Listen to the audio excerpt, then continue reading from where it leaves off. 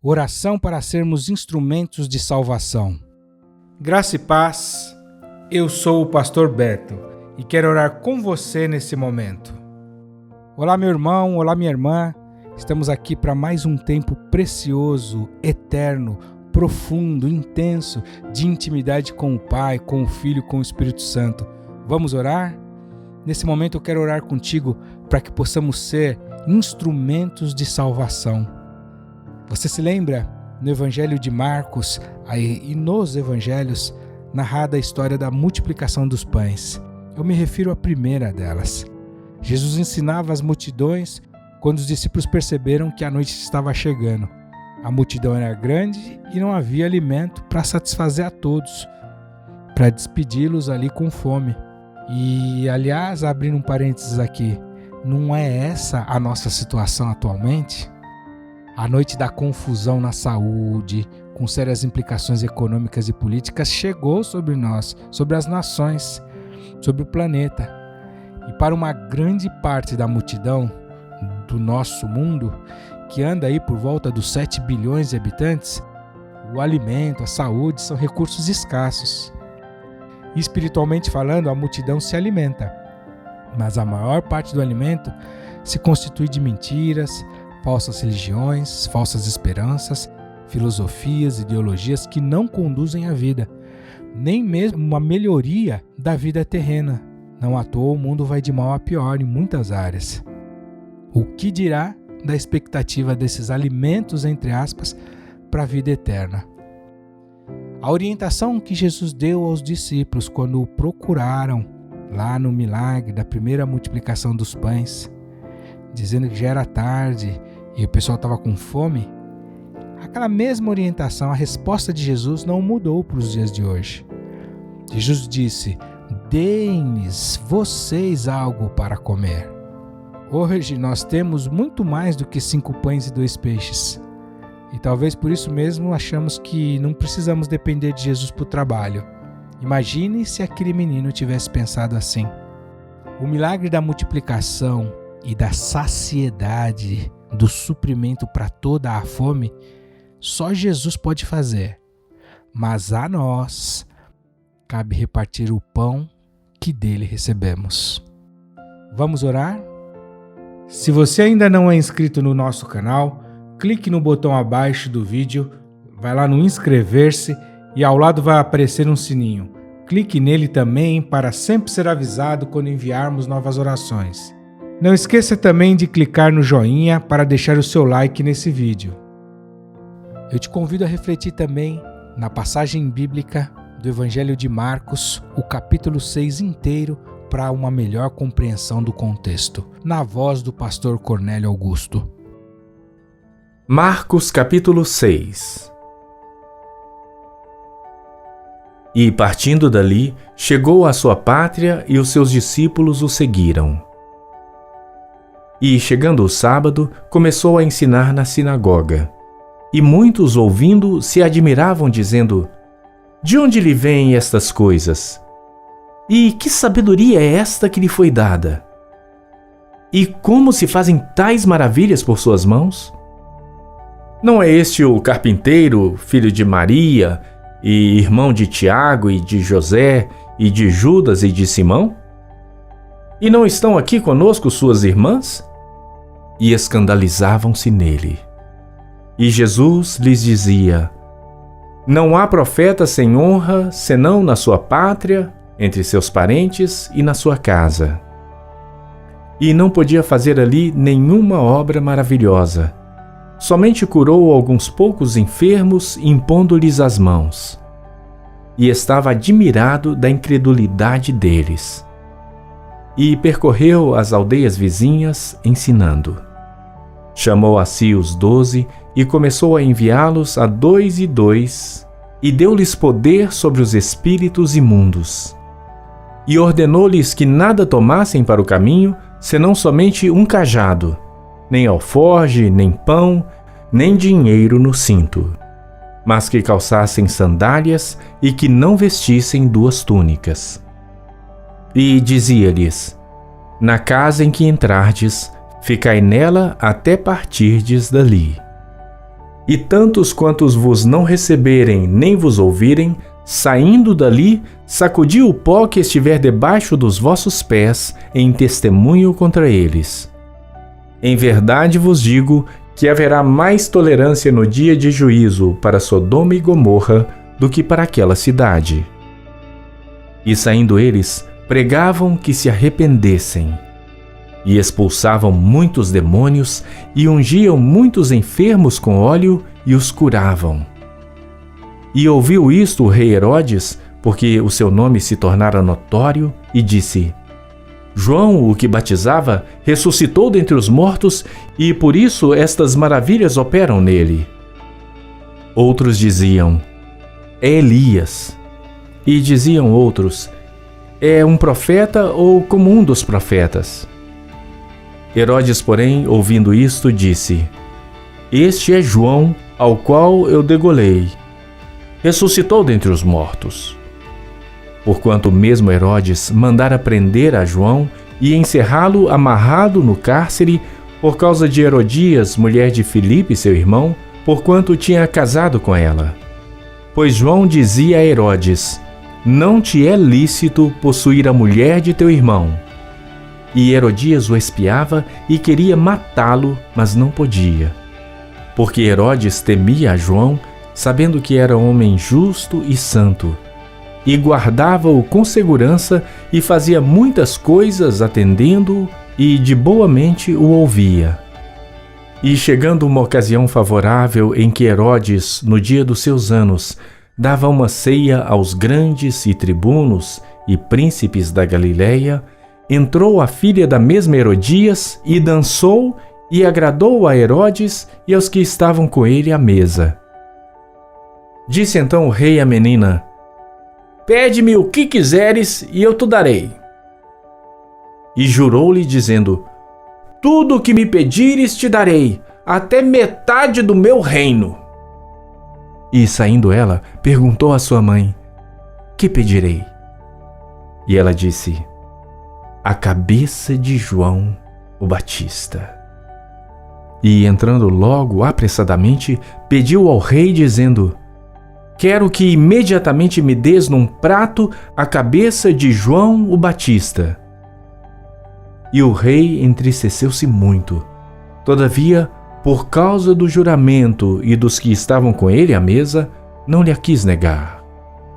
E enviando logo o rei o executor, mandou que lhe trouxessem ali a sua cabeça.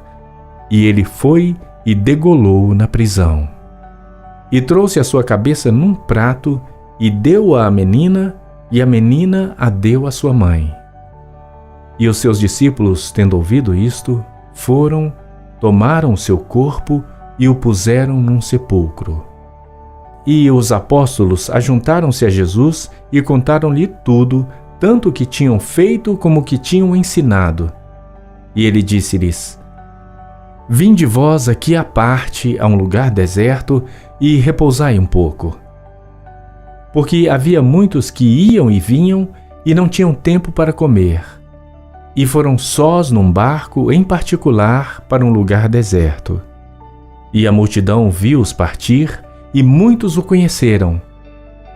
E correram para lá a pé e de todas as cidades, e ali chegaram primeiro do que eles, e aproximavam-se dele. E Jesus, saindo, viu uma grande multidão e teve compaixão deles, porque eram como ovelhas que não têm pastor. E começou a ensinar-lhes muitas coisas. E como o dia fosse já muito adiantado, os seus discípulos se aproximaram dele e lhe disseram: o lugar é deserto e o dia está já muito adiantado. Despede-os para que vão aos lugares e aldeias circunvizinhas e comprem pão para si, porque não têm que comer. Ele, porém, respondendo, lhes disse: dai-lhes vós de comer. E eles disseram-lhe: iremos nós e compraremos 200 dinheiros de pão para lhes darmos de comer? E ele disse-lhes: quantos pães tendes? Ide ver. E sabendo eles, disseram: 5 pães e 2 peixes. e ordenou-lhes que fizessem assentar a todos em ranchos sobre a erva verde. E assentaram-se repartidos de 100 em 100 e de 50 em 50. E tomando ele os 5 pães e os 2 peixes, levantou os olhos ao céu, abençoou e partiu os pães, e deu-os aos seus discípulos para que os pusessem diante deles. E repartiu os 2 peixes por todos. E todos comeram e ficaram fartos. E levantaram 12 cestos cheios de pedaços de pão e de peixe. E os que comeram os pães eram quase 5.000 homens. E logo obrigou os seus discípulos a subir para o barco e passar adiante para o outro lado, a Betsaida, enquanto ele despedia a multidão. E tendo-os despedido, foi ao monte a orar. E sobrevindo a tarde, estava o barco no meio do mar e ele sozinho em terra. E vendo que se fatigavam a remar, porque o vento lhes era contrário, perto da 4ª vigília da noite, aproximou-se deles andando sobre o mar e queria passar-lhes adiante. Mas quando eles o viram andar sobre o mar, cuidaram que era um fantasma e deram grandes gritos, porque todos o viam e perturbaram-se. Mas logo falou com eles e disse-lhes: Tende bom ânimo, sou eu, não temais. E subiu para o barco para estar com eles, e o vento se aquietou. E entre si ficaram muito assombrados e maravilhados, pois não tinham compreendido o milagre dos pães. Antes, o seu coração estava endurecido. E quando já estavam no outro lado, dirigiram-se à terra de Genezaré e ali atracaram.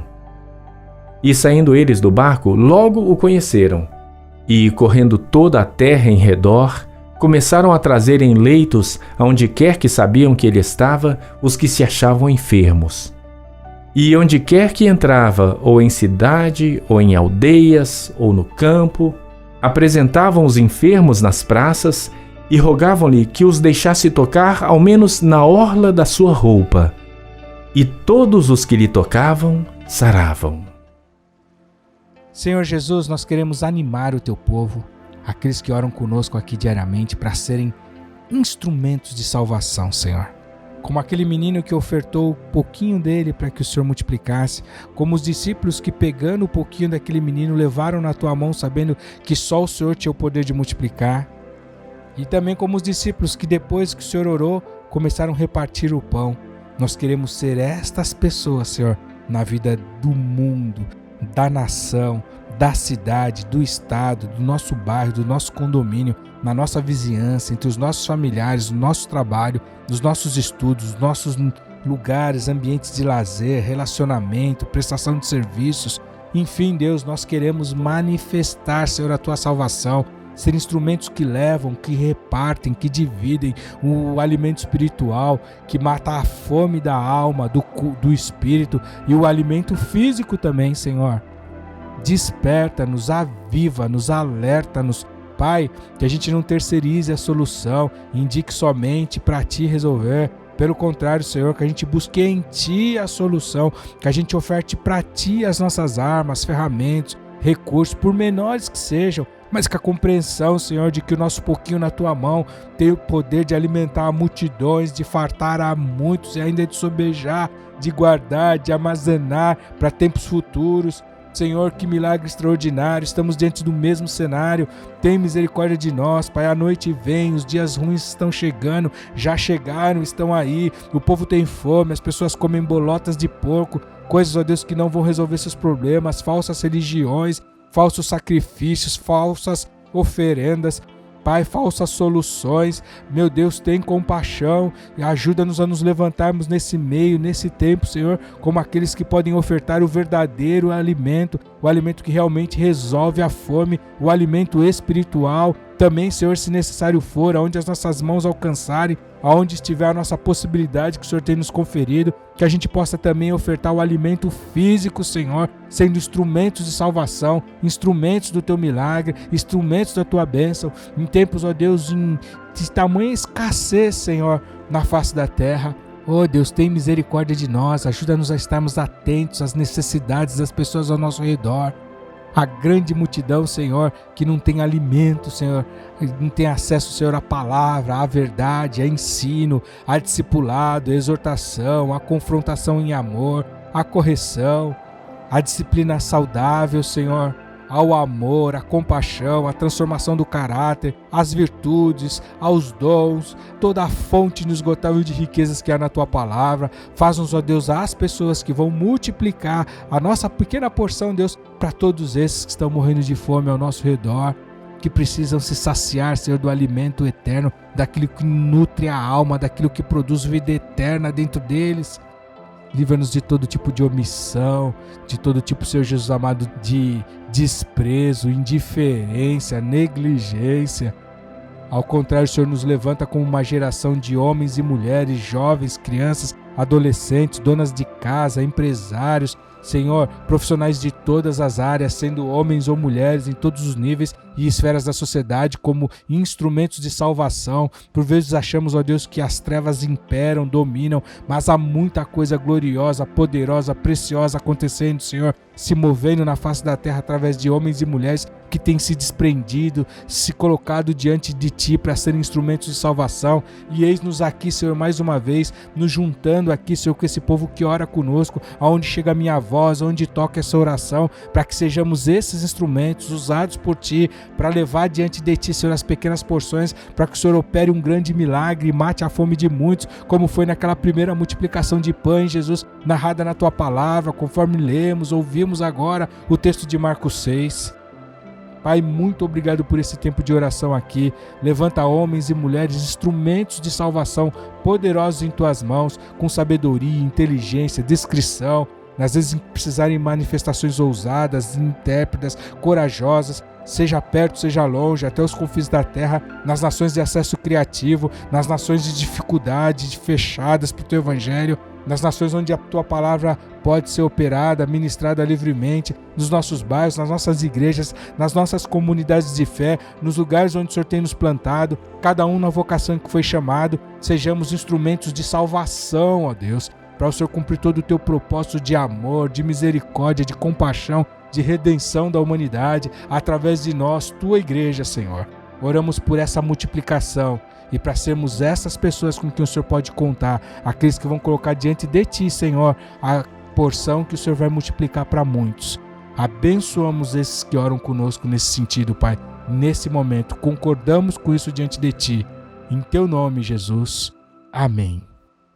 Ore, meu irmão e minha irmã, por um despertamento da igreja quando passar essa crise, para que nós possamos rever muito daquilo que nós consideramos como evangelho, mas que talvez não seja realmente aquilo que o Senhor Jesus nos ensinou. O meu chamado para a sua ação, o meu apelo, depois dessa oração, dessa reflexão na mensagem do texto de Marcos capítulo 6, é para que você reflita, medite se você tem repartido o pão, mesmo considerando que a sua quantidade é pequena, para que você possa avaliar se você tem consciência de que pode confiar naquele que opera a multiplicação. O milagre não é você quem faz. Reflita sobre esses pontos. Aplique essa palavra no seu coração. Gaste, invista tempo diante de Deus, mudando nesses fundamentos. Queremos também sugerir que você ouça, busque mais passagens bíblicas sobre o tema, investindo tempo de qualidade para fortalecer o seu entendimento nesse assunto, baseado nas Sagradas Escrituras. Acompanhe agora, siga com mais textos sobre o nosso tema que oramos há pouco. Tiago, capítulo 2. Meus irmãos, não tenhais a fé de nosso Senhor Jesus Cristo, Senhor da glória, em acepção de pessoas. Porque, se no vosso ajuntamento entrar algum homem com anel de ouro no dedo, com trajes preciosos, e entrar também algum pobre com sórdido traje, e atentardes para o que traz o traje precioso, e lhe disserdes: assenta-te tu aqui no lugar de honra, e disserdes ao pobre: tu fica aí em pé, ou assenta-te abaixo do meu estrado. Porventura, não fizestes distinção entre vós mesmos, e não vos fizestes juízes de maus pensamentos? Ouvi, meus amados irmãos, porventura não escolheu Deus aos pobres deste mundo para serem ricos na fé e herdeiros do reino que prometeu aos que o amam? Mas vós desonrastes o pobre.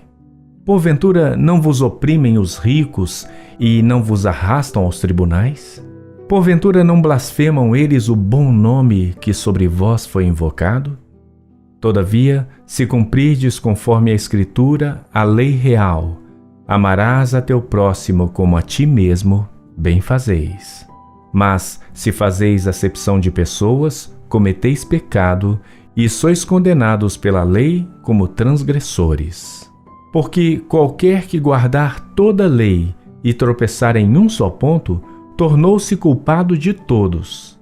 Porque aquele que disse: não cometerás adultério, também disse: não matarás. Se tu, pois, não cometeres adultério, mas matares, estás feito transgressor da lei.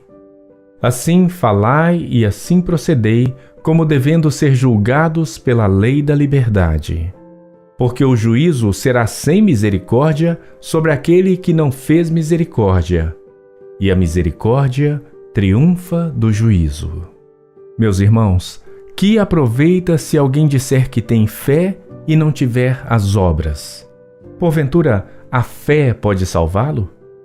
E se o irmão ou a irmã estiverem nus e tiverem falta de mantimento cotidiano, e alguém de vós lhes disser: ide em paz, aquentai-vos e fartai-vos, e não lhes derdes as coisas necessárias para o corpo, que proveito virá daí? Assim também, a fé, se não tiver as obras, é morta em si mesma. Mas dirá alguém: tu tens a fé e eu tenho as obras. Mostra-me a tua fé sem as tuas obras, e eu te mostrarei a minha fé pelas minhas obras. Tu crês que há um só Deus? Fazes bem. Também os demônios o creem e estremecem. Mas, ó homem vão, queres tu saber que a fé sem as obras é morta? Porventura, o nosso pai Abraão não foi justificado pelas obras quando ofereceu sobre o altar o seu filho Isaque? Bem vês que a fé cooperou com as suas obras e que pelas obras a fé foi aperfeiçoada. E cumpriu-se a Escritura que diz: e creu Abraão em Deus, e foi-lhe isso imputado como justiça, e foi chamado o amigo de Deus. Vedes então que o homem é justificado pelas obras e não somente pela fé.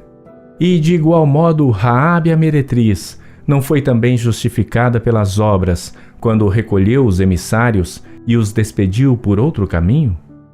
Porque assim como o corpo sem espírito está morto, assim também a fé, sem obras, é morta.